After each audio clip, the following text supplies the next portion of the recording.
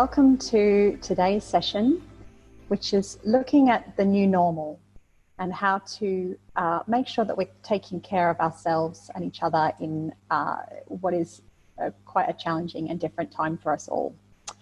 So to that, we've got the brilliant Maryon Stewart, who's going to take us through some ideas. But before that, I'd just like to remind everyone that we would like to take your questions during this session. There's a couple of ways you can do that. You can raise your hand, and we'd love to bring you into the discussion. So please raise your hand using the box down the bottom of your screen, and we'll then enable your microphone so that you can join us and listen and put your questions to us live. The other way to do that, especially if something comes up while Maryon's talking and you'd like to get it lodged during the conversation, please use the question and answer box down the bottom of your screen. And that's a way that you can get your questions into us in written format. The other thing I would also encourage you to do is use the chat function. And when you use the chat function, please just make sure that you're messaging to all panelists and attendees so that we can make sure that everyone can see the chat, not just myself and Maryon. So I'm just going to give it a couple more minutes, just as more of you join, just to give people time to navigate the system. So just a reminder for anyone who missed when I first started speaking, if you would like to feed into the conversation, we would love for you to do that. If you would like to ask questions, we would love for you to do that. Please just use the hand raise button, which is on the bottom of your screen. And we might not come to you immediately, but we'll see that you've got something to say, and I will enable your microphone and bring you into the conversation.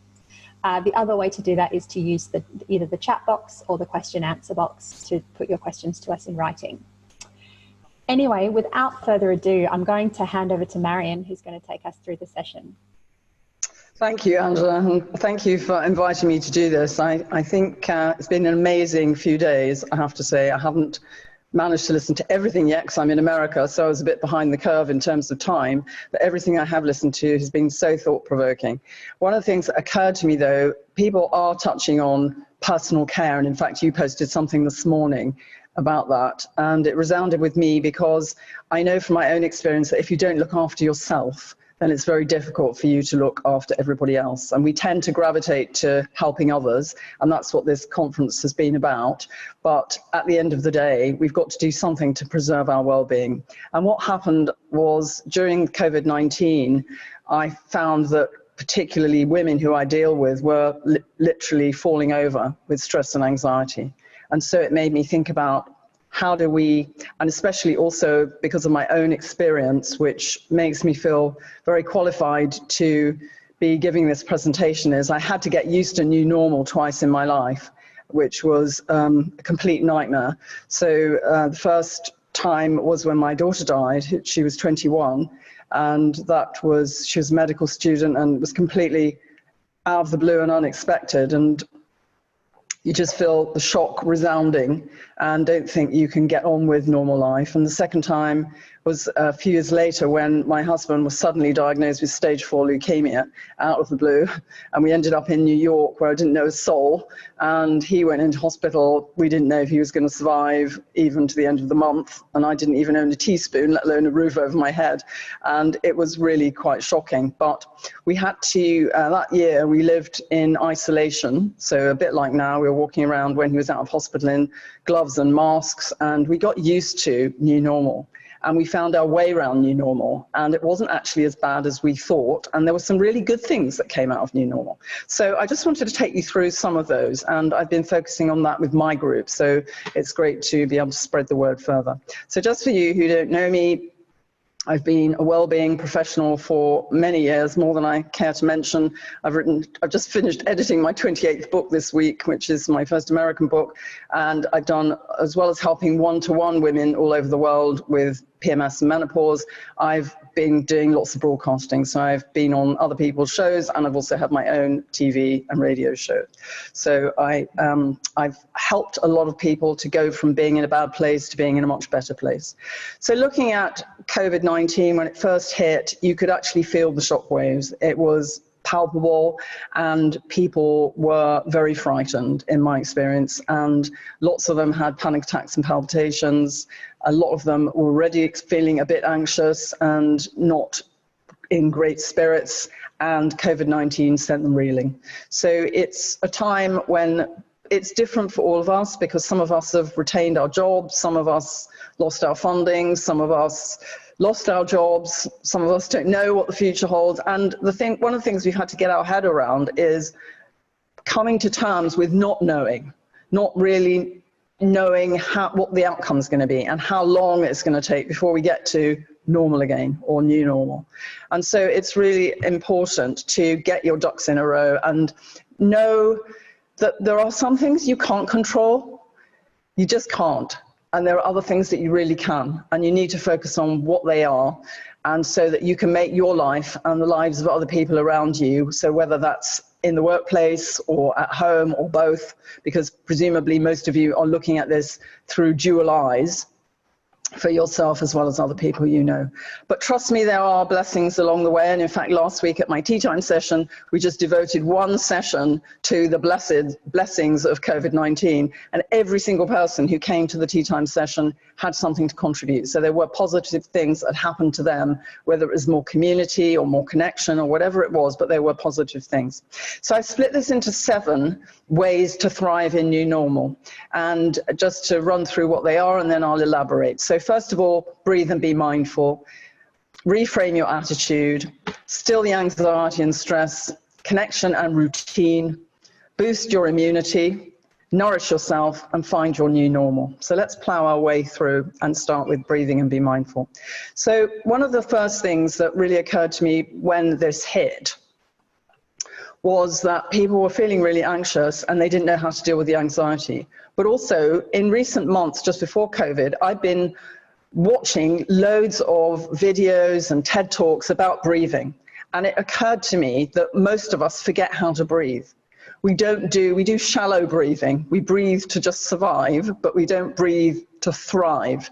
And so to learn how to breathe properly, and to take those lovely deep breaths and be mindful. And if you don't know much about mindfulness, it's worth finding out, even if you just watch a video or something on YouTube, because it's really about being in the moment. Because as far as I'm concerned, with all that's happened to me in my life, it's really not what's thrown at you, it's how you deal with it. And there is only now, there is only this moment. What's been before is gone, and what's coming is in the future, and we don't really know what that is, but we can manage the moment.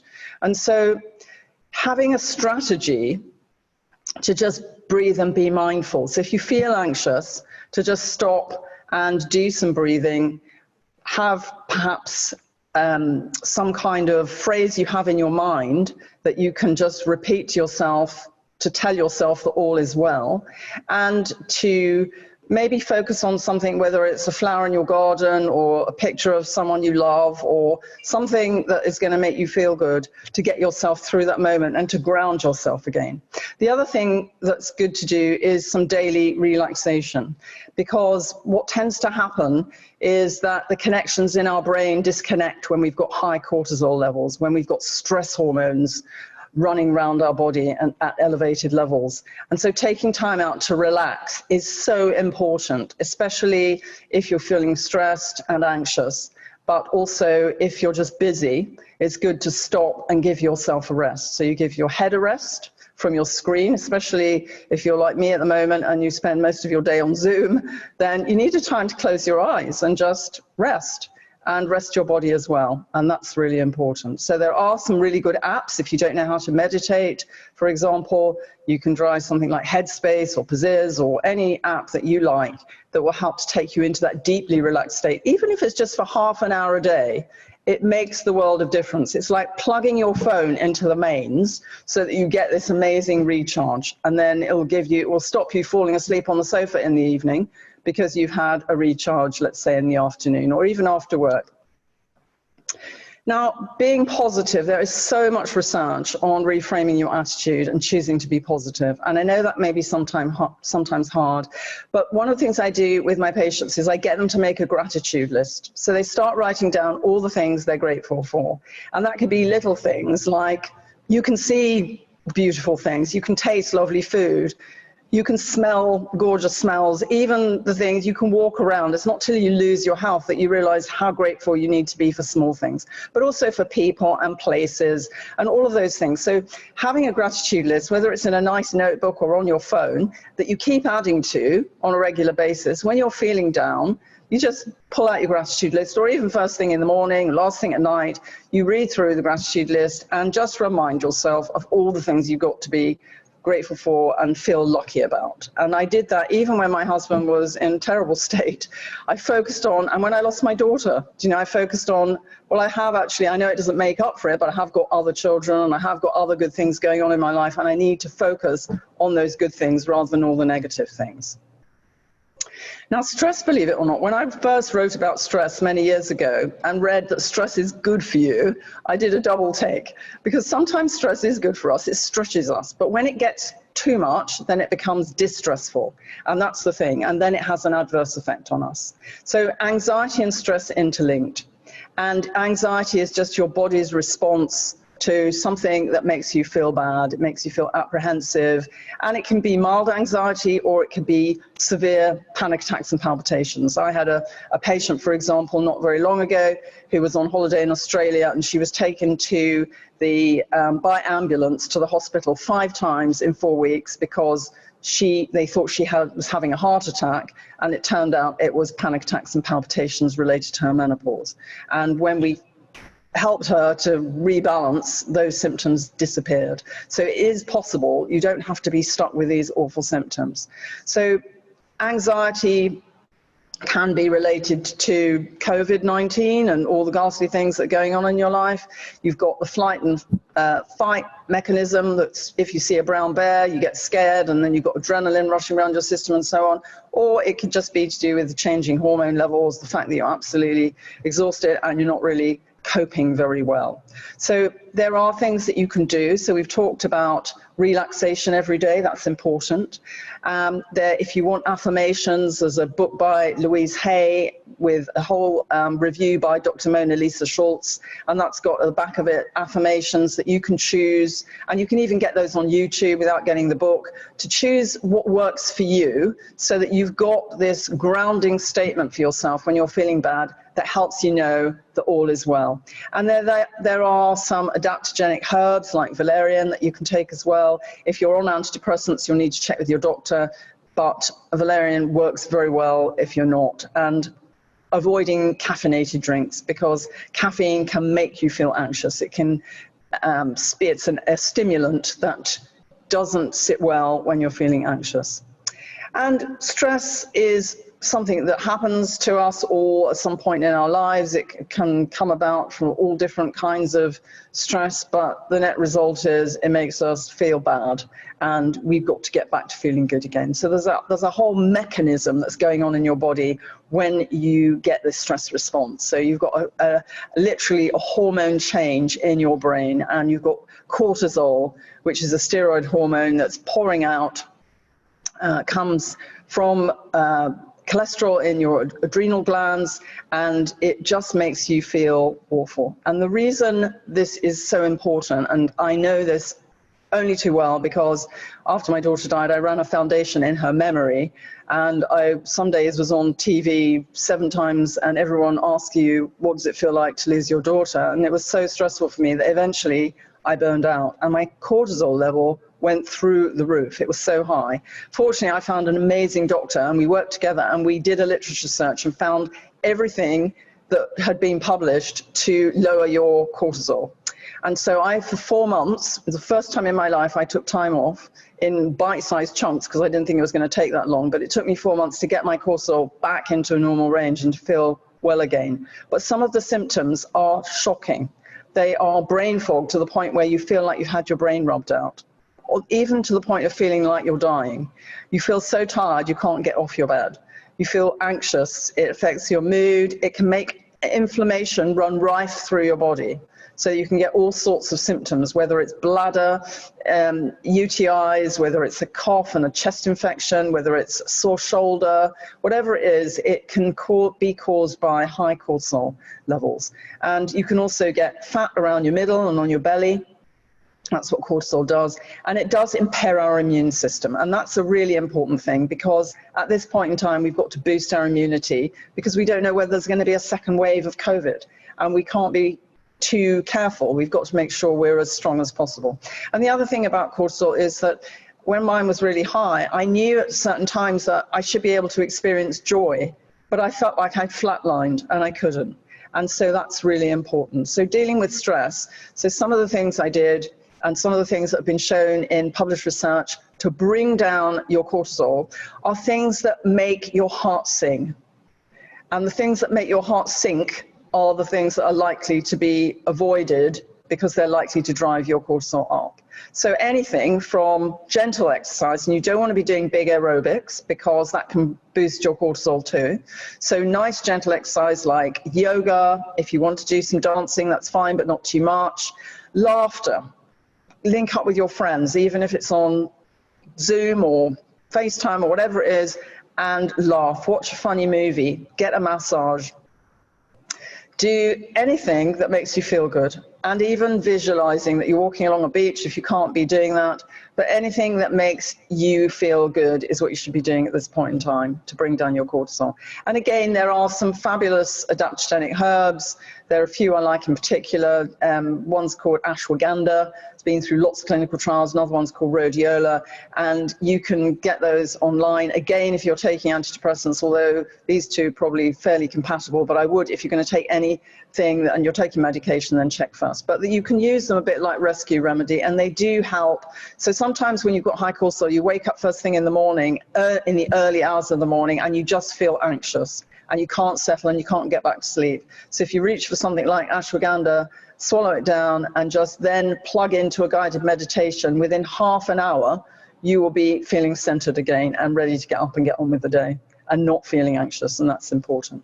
So the fourth way is to have some kind of routine. So when COVID first hit, a lot of the people that were coming to my tea time session were saying that they were staying in their pajamas all day, that they didn't know how to make sense of the day, and they didn't know how to get themselves motivated if they were working at home.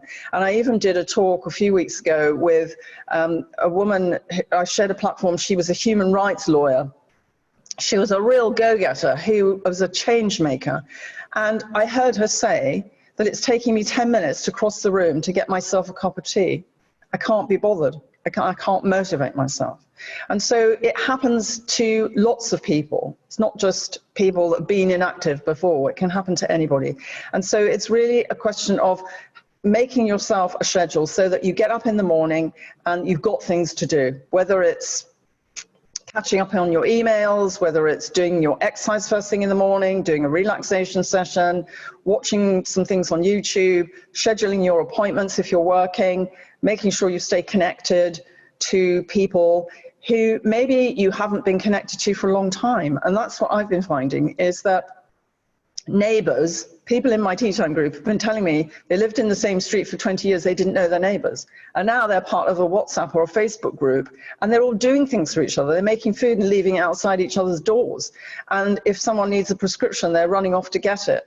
And people who are communicating with old friends that maybe from school or university, or people in their family, or they've just lost touch with because they've been too busy living life in the fast lane, myself included. And now they're catching up with all these wonderful people, and they're even watching things together online and having drinks together online, having dinner together online, and really enjoying the quality of those connections. So again, the things that we can control as opposed to the things that we can't control. And thankfully, we've got things like Zoom, and we've got WhatsApp, and all the different ways that we can communicate with our family. And there was a study published probably a month ago or so now, which really struck a chord with me, because it was published in The Lancet, which is a really important medical journal, but it showed that staying connected by video was really good for us. So I know that screen time is really bad for us to do that all day, but staying connected is really important. So if you haven't done enough of that, then make sure you do that going forward, and try and keep it, because what you've got to decide going forward is, what are you going to take with you from old normal, and what's going to be new normal, and how are you going to paint your canvas. So the next thing is boosting your immunity. And boosting your immunity, well, everyone should be doing this right now, but most of us have absolutely no clue that we can even do it. And that's the pity of it, because research shows that there are certain nutrients that do help us to boost our immunity. And those are in particular vitamin A, vitamin C, vitamin D, and zinc. And we know from our research and the research of others around the world that very often, particularly women, have got nutritional deficiencies. In fact, billions of women have got nutritional deficiencies. Most people are short of vitamin D, and other nutrients like zinc are often in short supply, and we very often don't get enough of all those things in our food. So it's very much a question of nurturing ourselves, maybe even taking some supplements. We have a download on boosting immunity, so if anyone wants that, they're welcome to get in touch and we'll send it to you, and it's got a whole list of all the different supplements and the doses and when you're supposed to take them as well, so you can have a look at that. And then in terms of supplements, there's also been research to show that taking a probiotic helps you to boost your immunity as well. So the gut is very related to immunity, and most people don't realize that either. Mother Nature provides us with lots of different herbs and spices that have been shown to help us as well, and we can incorporate these into our food. So we can drink peppermint tea, we can drink hot water with ginger. I always have my ginger in my glass. It's anti-inflammatory as well. So I just top that up with, I cut fresh ginger in the morning and then just put some hot water in. You can cook with oregano and garlic and basil, or basil it's called in America. And all of those things are helping us to boost our immunity. So it's really important to do that. Next is taking exercise as well, because that will boost your immunity. And again, finding the right exercise level for yourself. If you are an exerciser, you know exactly what to do. If you're not, don't overdo it, especially if you're stressed, but just do something to your favorite music. Social distance with a friend. If you can't get out, just do something to YouTube or put some music on and do some dancing at home. Whatever works for you is important to do it, but to do it on a regular basis, because that releases the feel-good hormones and it also helps to boost your immunity. So the sixth way is to nourish yourself, and I touched on this with the nutrients, but there is a shortage of good nutrients in most of our diets, and many of us are not educated about the fact that what we put into our mouth is nurturing, and it's going to help us to be well. And so taking time out to have wholesome meals, and make sure you don't skip a meal, and make sure it's as fresh as it possibly can be. And if you aren't doing that much exercise because you're not running around town and going to meetings, then you maybe need to make some wholesome soups instead of having great big healthy meals. But you can still cram in the nutrients, and it's really important to make sure, and maybe this is a time when you can look for, if you like cooking, you can look for new recipes. And if you don't like cooking, well, the weather's getting better, you can just have lots of salads and just mix it up a bit and have different kinds of salads. You can find tons of recipes on the internet, and you can just try different things. But it is really good, and to try and stop when you're eating. And as you're consuming the food, just feel grateful and realize that by eating this wholesome food, you're going to make yourself feel better, and you're also going to boost your immunity, and that's important. And to keep that with you going forward as well. And then lastly, your new normal. So what does that look like for you? You may not know that yet. But as we go through this abnormal phase, this crisis, and we are dealing with things in a different way because we've been forced to, as I said, there are some positive things that are happening. So what you need to do is spend a bit of time focusing on what are those positive things for you. What have you learned about? I know I've learned about what's really important in my life. I was living life in the fast lane, rushing backwards and forwards across the Atlantic at least every month, if not more often than that, and really grinding myself into the ground, trying to help so many people, but actually I can help people sitting still as well. So for me, new normal is going to have more of sitting still and working in this way than it is travel. And I think that may be the case for lots of you as well. So just to think about, I love being in touch with all the people I'd forgotten to be in touch with, and that's something that I vow to take with me into new normal. And so for some of us, we'll go back to our old job or the old way that we had before. Some of us may have lost our jobs or lost our funding in our business. And this is going to be a whole new start for us. It's a whole new chapter in your life. And it's really important to know that you can paint your canvas with anything that you want to. And you just have to believe in yourself and believe it's possible. And so what I encourage people to do, and I do sessions of visioning and vision boarding so that people can really focus on what is their dream without the negative chatter in your head about you're never going to be able to achieve that, and just really put it down on a vision board or on a Pinterest page or whatever it is, so that you know where you're going. Because if you don't know where you're going, you won't know when you've arrived. And so I think it's really important to focus on how you'd like your life to be going forward.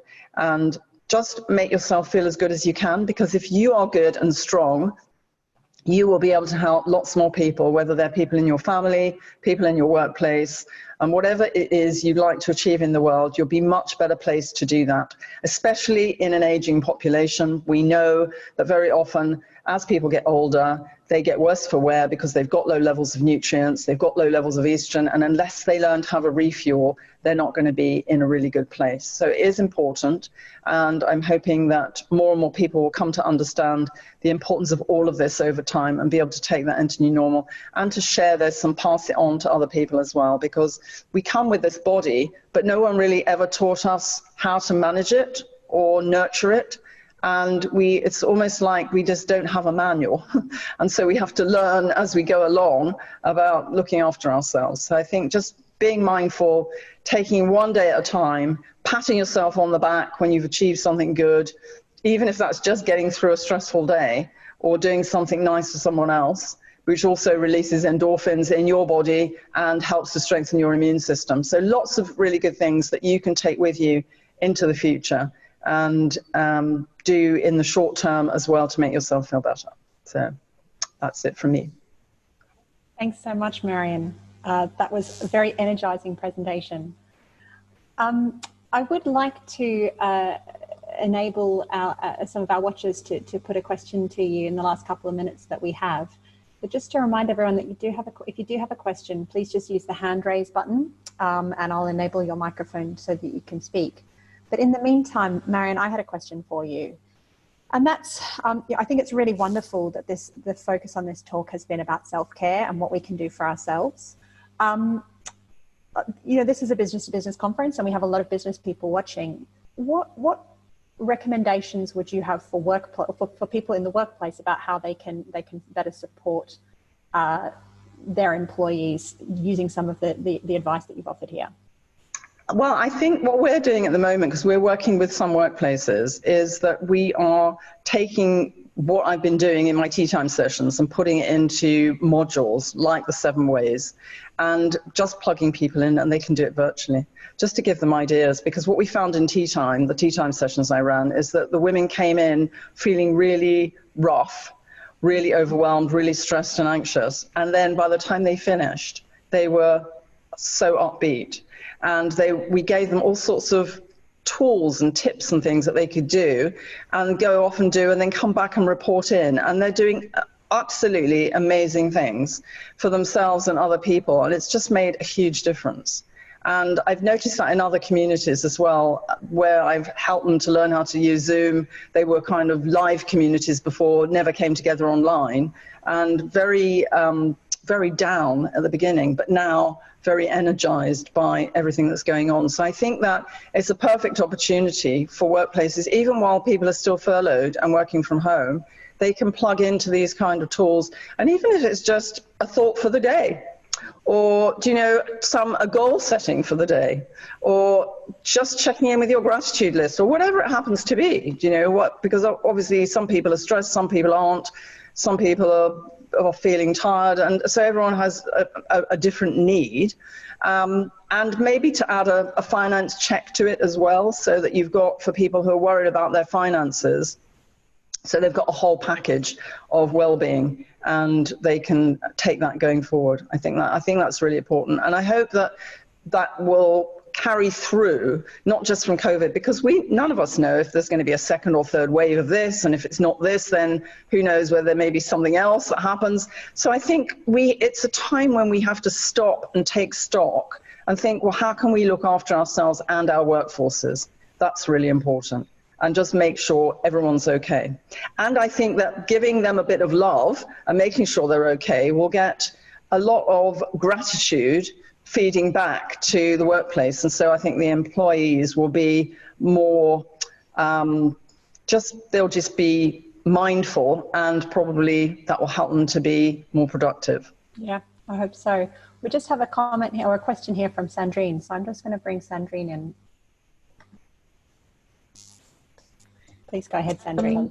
Thanks so much, Maryon. It's a great, I think, just like a great little snap of some things we can do.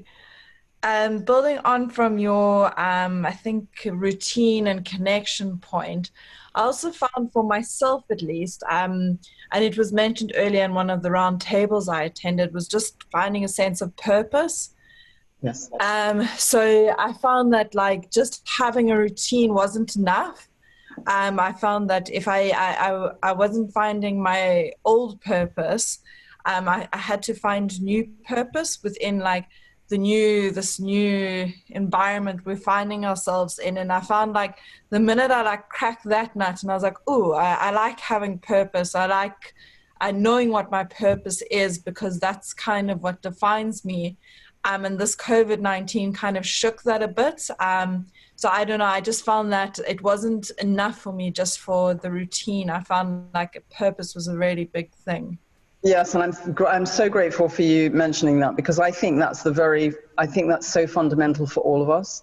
And I kind of alluded to that but didn't say it, because when you're doing kind things for other people, or even nurturing yourself, or having a schedule, it helps you to have purpose. But actually making sure that your focus on your purpose is, when it comes to that blank canvas and looking at what you're going to take forward, it's important to define what your purpose is as well. I think that I really get that, because I know so well what my purpose is, helping other people to feel better.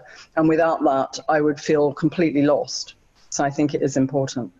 So thank you for bringing that point up. And sorry, just to build on from that, since I don't know if there's other women on here, but since you guys are both women, it was in this COVID-19 crisis where like I was specifically thinking about purpose, but over a year and a half ago, I went on maternity leave, and my world was my first child, and like everything was entirely different. And it's only looking back now that I realized like I think I didn't have obviously I had a purpose in terms of like keeping this little thing alive.